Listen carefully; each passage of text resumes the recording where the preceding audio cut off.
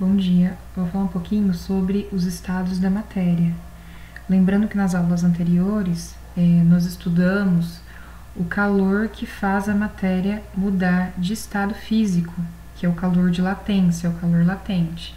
Então, o calor latente ele é responsável pela mudança de estado físico. Vamos lembrar que a matéria ela pode ser encontrada em 3 estados: o sólido, quando eu tenho temperaturas muito baixas, e o que acontece? As minhas moléculas estão todas juntinhas. No caso do exemplo aqui da água em seu estado sólido, ela é gelo, e aí eu começo a fornecer calor para esse gelo, ele vai começar a derreter. E aí o que eu tenho? Moléculas mais espaçadas. Então, conforme aumenta a temperatura, as moléculas ficam mais espaçadas. Eu tenho o estado líquido da água. Forneço mais calor, o que eu tenho? Moléculas mais agitadas, mais espaçadas. Eu tenho o estado gasoso da água. E nesse meio eu tenho outros nomes que eu acredito que vocês já ouviram falar. Eu vou falar um pouquinho, relembrar, na verdade, e citar alguns exemplos. Então, o primeiro item que a gente vai ver é fusão. É muito comum ouvir ponto de fusão e ponto de ebulição da água, mas o que é isso? A fusão nada mais é a mudança do estado sólido para o estado líquido. Então, o ponto de fusão da água, por exemplo, em pressão normal, é em torno de 0 grau, tá? Então, a fusão é a mudança do estado sólido para o líquido. Então, a gente tem um exemplo aqui, ó, do gelo derretendo. Então, a água, estado sólido, ela é gelo. Se aumenta a temperatura, ela derrete, água líquida, né? Então, quando o gelo ou a neve aquecem, elas fundem-se, ou seja, derrete, o gelo se transforma em água líquida. Então, essa mudança nós chamamos de fusão. Outro tipo é a vaporização. Nós já ouvimos falar sobre ponto de ebulição da água. Então, a ebulição é um tipo de vaporização. Então, o que é a vaporização? Vapor, já fala o nome, é a mudança de estado do líquido pro gasoso. Então, por exemplo, na água, é um exemplo mais fácil, ela sai do estado líquido e vai pro gasoso. Então, a gente tem um exemplo aqui, ó, uma panela com água no fogo, e aí você fornece calor para essa panela e a água começa a borbulhar. Então, as moléculas da água elas começam a se agitar, e aí depois nós vamos ver as correntes de convecção. O que acontece? O ar frio, a tendência é descer, o ar quente, a tendência é subir. Depois nós vamos ver isso, por que acontece, tá? Mas aqui o interessante é saber o seguinte: eu forneço calor para água líquida, a tendência é vaporizar. E nós temos 3 exemplos de vaporização: a evaporação, a ebulição e a calefação. E o que distingue esses 3? O tempo que a água demora para evaporar. Então, a evaporação ela acontece de modo bem lento. Então, a vaporização aqui, ó, vai acontecer de modo bem lento, bem espontâneo. Então, nós temos exemplo, por exemplo, você lavou a roupa, coloca no varal, e aí essa roupa ela demora um tempo para ela ficar seca, ou seja, a água demora um tempo aí para evaporar. Ou também nós temos o exemplo, a água do rio, né? A água do rio ela evapora, só que a olho nu nós não conseguimos enxergar, tá? Então, é de modo bem lento, bem devagar mesmo. Outro exemplo é a ebulição. A ebulição é um pouquinho mais rápida, já é um pouco mais rápida, ó. Então, eu já vou ter o que? Formação de bolhas. Então, um exemplo aqui da panela com a água fervendo. Então, lembrando que o ponto de ebulição da água é em torno aí de 100 graus Celsius. Então, nós temos o exemplo aqui, água fervendo. E por fim, ó, são níveis, né? Evaporação lenta, a ebulição um pouquinho mais rápida e a calefação já é direto, já é instantâneo. Então, por exemplo, você tá com uma frigideira, ela tá bem quente, faz tempo que ela tá no fogo, e você joga algumas gotinhas de água, rapidinho você nem vê formar bolha, né, no caso da ebulição.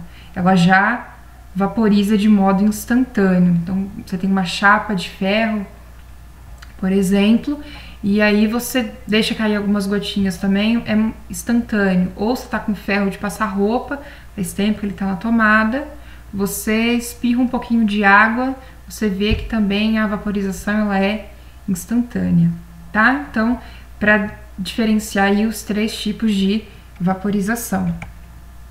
Depois nós temos a condensação. O que é quando a gente fala a água se condensa, né? Nada mais é que a passagem do estado gasoso pro líquido. O que é isso? Do vapor pro estado líquido. Então, o que acontece? Quando as gotículas estão no estado gasoso, ela passa por uma área que está com uma temperatura muito baixa, acontece a condensação. Então, a gente tem um exemplo aqui, ó, do orvalho. Então, o que acontece? Eu tenho as gotículas de água depositada aqui na minha planta, e aí nada mais é que a passagem do estado gasoso para o líquido. Eu tinha um vaporzinho, depositou, e aí foi formando essas gotículas de água. O orvalho é observado na madrugada e logo de manhãzinha, tá? Então, quando à noite a temperatura ela diminui, o vapor da água em contato com o solo, as rochas, né, ele se condensa, tornando pequenas gotículas de água. Tá? Então, um exemplo aí de condensação, do gasoso pro líquido. Opa. Solidificação. Então, sólido nada mais é a passagem do líquido pro sólido. Onde a gente vê isso? Por exemplo, na neve, granizo. Então, o que vai acontecer aqui, ó? Aqui a gente tem um exemplo da geada. Então, você tem as gotículas de água, diminui a temperatura, ela vai para o estado sólido. Então, aqui nós temos a geada. O gelo também, do estado líquido para o estado sólido, então tem que ter aí uma diferença de temperatura, né? Um resfriamento. Sublimação. Sublimação, vocês já ouviram falar bastante, porque não tem como falar de sublimação sem falar da naftalina. Vamos só lembrar o que é a naftalina, nós vimos lá no comecinho do ano. A naftalina, ela é feita de um hidrocarboneto chamado naftaleno, né? Se encontra na fase sólida. E aí a naftalina, ela não tem estado líquido. Para que ela serve? Para espantar aí traças, baratas, você deixa aí no guarda-roupa ou em algum lugar que tenha mofo, tá? Para espantar esses insetos. A naftalina, quando ela entra em contato com o ambiente, ela vira vapor, né? Ela vai exalar um cheiro bem forte. Então ela não tem estado líquido, tá? Então a sublimação do estado sólido pro gasoso, ela vai virar vapor. Então a passagem direta do sólido pro gasoso, sem passar pelo estado líquido. Tá escrito aqui, ó, ou do gasoso para o sólido, porque nós temos a sublimação inversa, que é praticamente o mesmo exemplo. Então, o exemplo mais clássico, a naftalina, o gelo seco. O gelo seco, ele é o CO2 em estado sólido. Para quem não se lembra, o CO2 é o dióxido de carbono.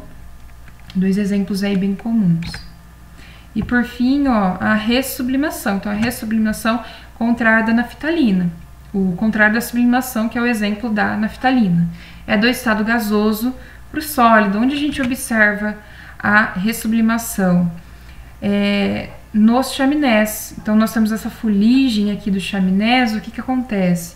Nós temos a fumaça, que ela está no estado gasoso, e aí a fumaça ela vai batendo nas paredes do chaminé e formando pequenas partículas, né? E elas vão se juntando e forma essa massa aqui, nós chamamos de fuligem. Então, nada mais é que um exemplo da mudança do gasoso para o sólido. Então, a ressublimação ou sublimação inversa é o processo contrário da sublimação, ou seja, a passagem direta de um material no estado gasoso para o sólido. Então, tem aqui o exemplo dos chaminés. Então, isso daqui eu acredito que vocês já ouviram falar. Só para relembrar que nós vamos entrar agora em 3 tipos de estágio, que vai ser a transmissão de calor por radiação, por convecção e por condução. E aí tem que lembrar um pouquinho desses estágios aqui da matéria, tá?